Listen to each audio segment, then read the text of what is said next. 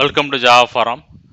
Now I am going to show you how to enable and disable network interface using nmtui command in Red Hat Enterprise Linux 8 operating system.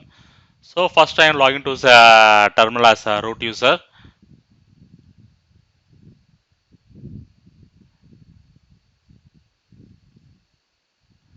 So typing the nmtui command.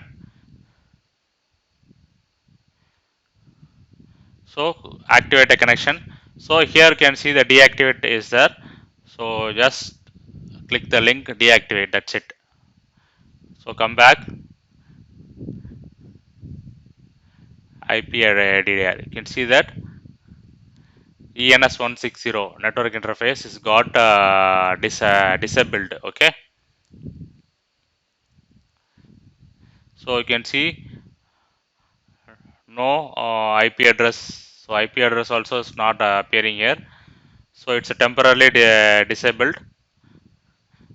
So this is how you can disable the network interface. Now I'm activating. Okay, once again I'm activating back. That's it. IP address. Yes, you can see that network interface is back now with the IP address. Yes, here. So this is the way you can enable and disable the NIC using the nmtui command in Red Hat Enterprise Linux 8 operating system.